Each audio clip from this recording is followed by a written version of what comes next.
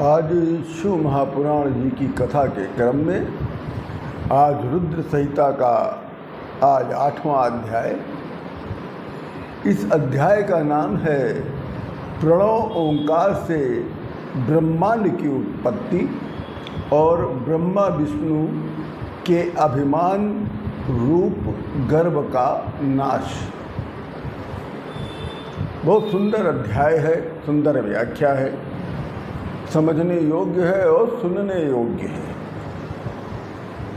शिव महापुराण जी के हर अध्याय को सुनने से मनुष्य को बहुत ही पुण्य की प्राप्ति होती है और बहुत से पापों का नाश होता है।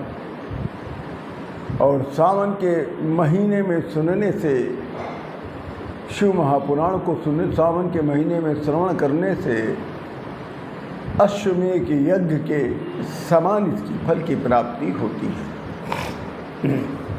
इस अध्याय में ब्रह्मा जी नारद जी से कहते हैं कि हे नारद, इस प्रकार परमात्मा की दर्शन इच्छा से हम दोनों अर्थात ब्रह्मा विष्णु जी देवताओं को प्रणाम करते हुए जब गर्भ दूर हुआ, तब दोनों देवों के पालन करने वाले, घमंडियों का घमंड दूर करने वाले दयालुर्भवच्छम्भु दीनानां प्रतिपालकः। अव्यय श्री शिव जी दयालु हो गए।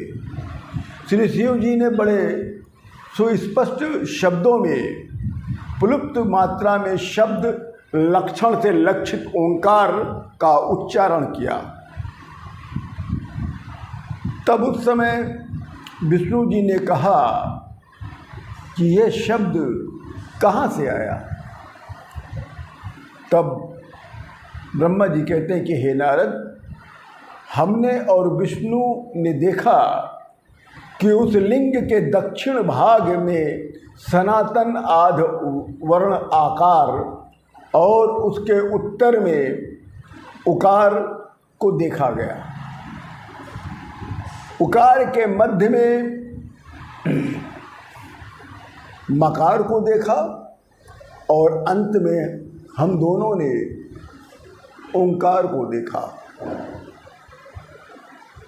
दक्षिण भाग में स्थित आकार को सूर्य मंडल के समान देखा, उत्तर भाग में उकार को पावक के समान देखा, मध्य में मकार को चंद्र मंडल के समान देखा।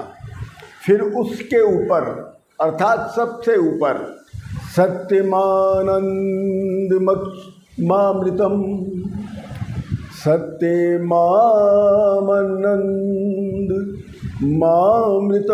परम ब्रह्म परायणम।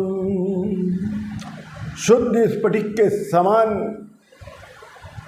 सबके आनंद के कारण सत्य आनंद अमृत स्वरूप ब्रह्मा विष्णु ने ब्रह्म को देखा। तब विष्णु जी ने सोचा कि उस अग्नि संभव इस प्रणव की हम लोग परीक्षा कर लें। तब विष्णु जी ने सोचा कि क्यों ना हम लोग इस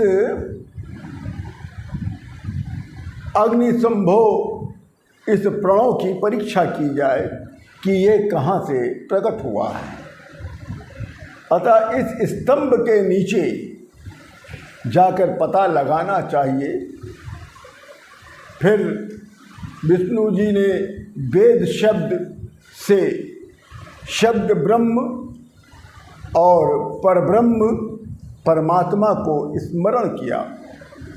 समस्त ऋषियों का सूक्ष्म तत्व के रूप में एक ऋषि प्रकट हुआ। तब ब्रह्मा विष्णु जाने की चिंतया रहितो रुद्रो वाचो यन्नियंसा सह आप्राप्य तन्निवर्तन्ते वाचयस्ते कायरेण। सह। तब ब्रह्मा विष्णु ने समझा कि यही रुद्र हैं जो ध्यान से परे हैं, जहाँ मन के साथ वाणी जाकर भी उन्हें प्राप्त किए बिना लौट आती है, वह ओम इस एकाक्षर से ही जाने जाते हैं। एकाक्षर के होने के कारण उसका वाक्य ओम सत्य और कारणों का कारण है। वे ही सत्य, आनंद और अमृत पर ब्रह्म और परे से परे हैं।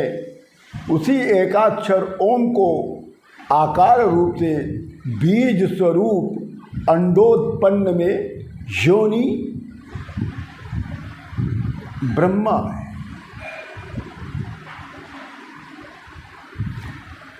और उकार रूप से सबसे परम कारण विष्णु अर्थात हरि है। और मकार रूप से भगवान नील लोहित अर्थात शिव जी हैं। आकार ही सृष्टि करता है और मकार ही विभु अर्थात बीजी है और उकार ही बीज कहा जाता है। उकार ही योनि है।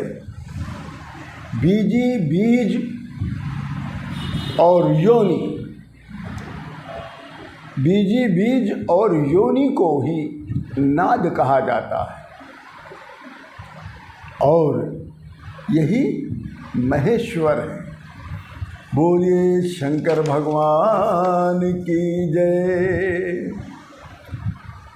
मकार महेश्वर या बीजी,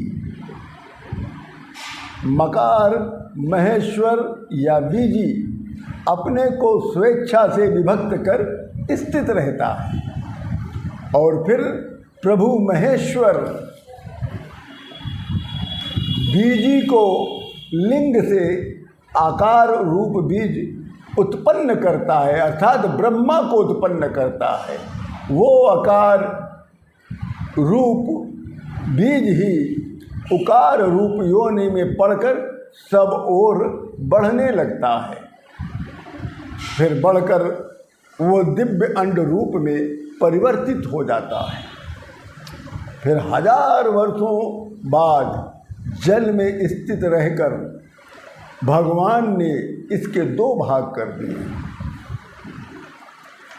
उसका एक भाग कपाल जो स्वर्ण में वो ऊपर जाकर स्थित होता है और वही घुलोक के नाम से जाना जाता है। और नीचे के कपाल से पंच तत्वान्मिका पृथ्वी प्रकट होती है। फिर उसी अंड से भव तथा ककार नाम वाले चतुर्थ मुख प्रकट होते हैं।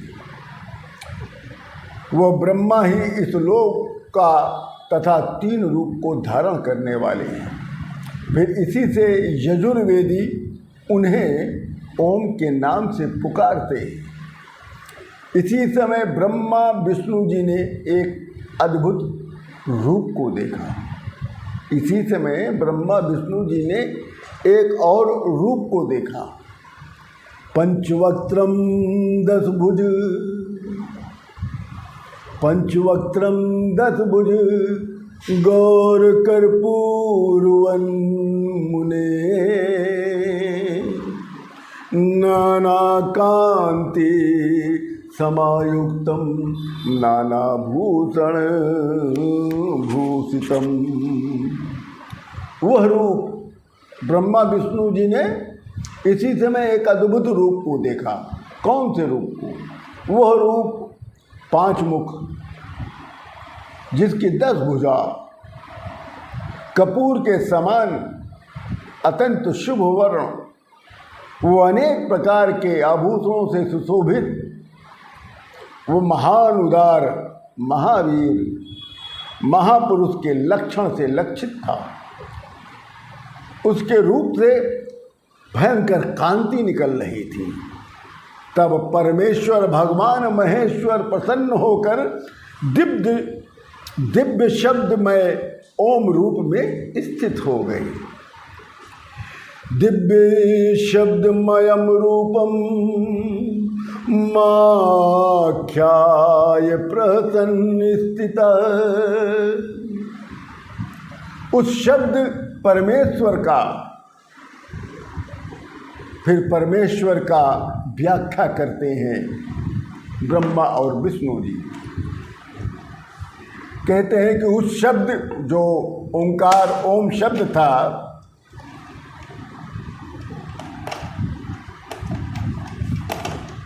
जो ओम शब्द था उसका सिर आकार था, आकार, ललाट आकार, दक्षिण नेत्र इकार, नाम वाम नेत्र इकार, दाहिना श्रोत्र अर्थात कान उकार, बायां श्रोत्र अर्थात कान दीर्घ उकार, दाहिना कपोल ऋकार, बायां कपोल दीर्घ ऋकार, दोनों नासफुट रि और दीर्घ, ऊपर का ओठ रकार, ऊपर का ओठ रकार, नीचे का ओठ ऐकार, दोनों दांतों की पंक्तियां ओकार और औकार।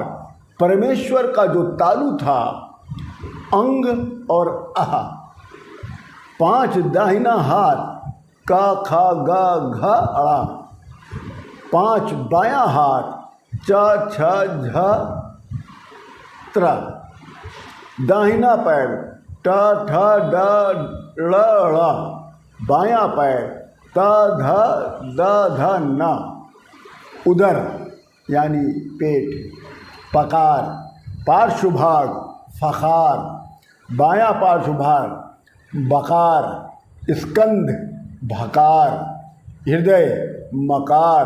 परमेश्वर की जो 7 धातुएं थी वो यकार से लेकर सकार तक की थी। नाभि जो थी वो हकार थी और प्राण शकार। महेश्वर के इस शब्द ब्रह्ममय रूप को ओंकार से प्रकट 5 कला से युक्त रूप को, स्फटिक मणि के समान सुंदर रूप को और स्वच्छ 38 अक्षरों से युक्त मंत्र रूप को देखा और फिर देखकर ब्रह्मा विष्णु ने परमात्मा को प्रणाम किया, दोनों हाथ जोड़े, ये दोनों कंधे झुकाए, अपना मस्तक झुकाया और कहते हैं मेघाकारं हृदं भूप सर्वधर्मान् साधकम्। फिर वहीं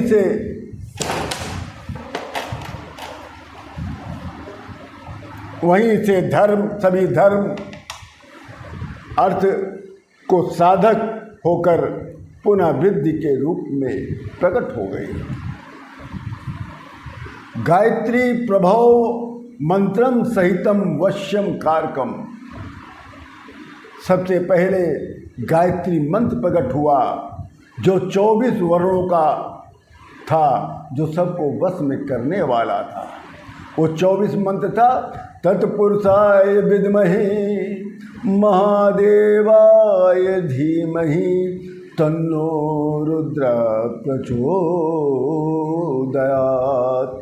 ये गायत्री मंत्र बुद्धि प्रेरक मंत्र है। दूसरा मंत्र प्रकट हुआ जो अत्यंत श्रेष्ठ 4 कलाओं से युक्त पंचाशित मंत्र की उत्पत्ति हुई। उस मंत्र का उच्चारण इस प्रकार से ओम नमः शिवाय। तीसरा 8 कलाओं से युक्त अभिचार कार्य के लिए प्रयोग में लाने जाने वाला उस 30 अक्षरों वाला मंत्र प्रकट हुआ जो सुश्वेत वर्ण का है। फिर चौथा, उत्पत्ति पालन और संगार हेतु 13 कलाओं से युक्त मंत्र की उत्पत्ति हुई। पांचवें में 61 वर्णों का महामृत्युंजय मंत्र उत्पन्न हुआ। वो मंत्र इस प्रकार से है: ओम रोम जूम सह, ओम भूभुवः स्वः, ओम त्र्यंबकं यजामहे सुगंधिं पुष्टिवर्धनम् उर्वारुकमिव वंदनान् मृत्युमुक्षीमामृतात्। ओम स्वः भुवः भुः, ओम सः जूम ह्रौं नूं।